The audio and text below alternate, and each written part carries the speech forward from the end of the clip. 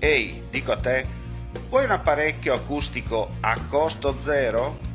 Acustica Friulana, via Visinale 16, Muzzana del Turniano, Udine. Telefono 334 27 67 731.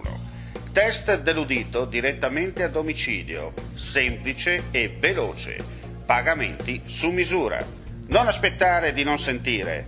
Campagna di prevenzione dei problemi uditivi. Acustica Friulana. Test dell'udito direttamente a domicilio, semplice e veloce. Un'occasione da non perdere.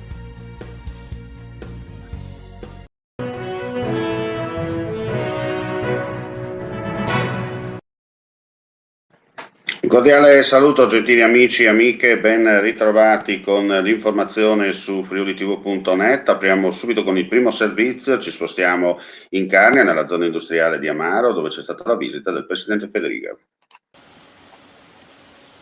Governatore Federica, ultima tappa del suo viaggio oggi in Carnia, dopo Porta Terme, il Museo Gortani, due aziende, Pigna Envelopes ed Eurotech.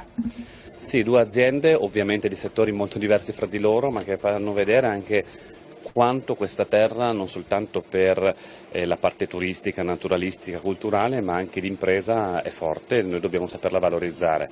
Per quanto riguarda Pigno, ovviamente è una situazione specifica dove la stessa proprietà vuole guardare al futuro e aprire anche nuove capacità produttive, nuove tecnologie produttive, quindi su questo sarà sicuramente l'accompagnamento da parte dell'amministrazione regionale, così invece come Eurotech, un'azienda internazionale che è in grado di essere competitiva a livello globale anche su questo, proprio in vista del PNRR, dove la parte digitalizzazione e innovazione farà la parte delle leoni. Io credo che le aziende del territorio debbano essere il più possibile valorizzate.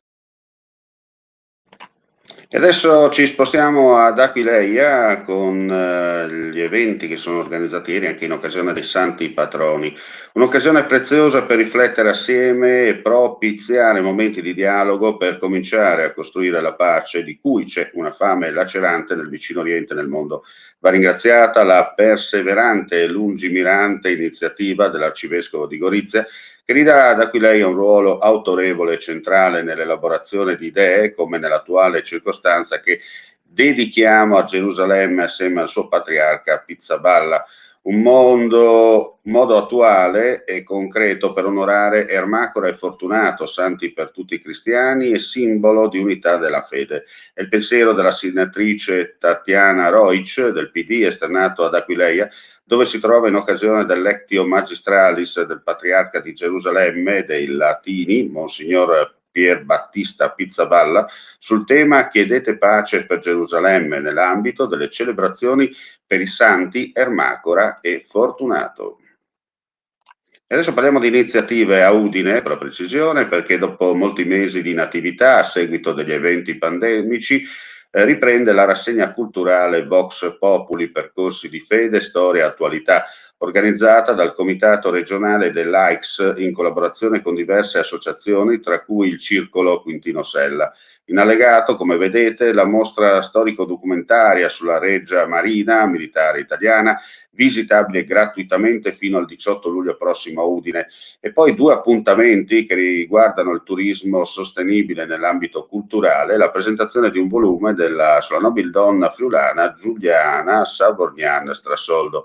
Questa sera, come vedete nella telefoto, ci sarà un appuntamento proprio nella loggia del Lionello dalle 18:30 alle 20:30, come detto ingresso gratuito, dal titolo Il turismo sostenibile in Friuli, il caso di Giulietta e Romeo.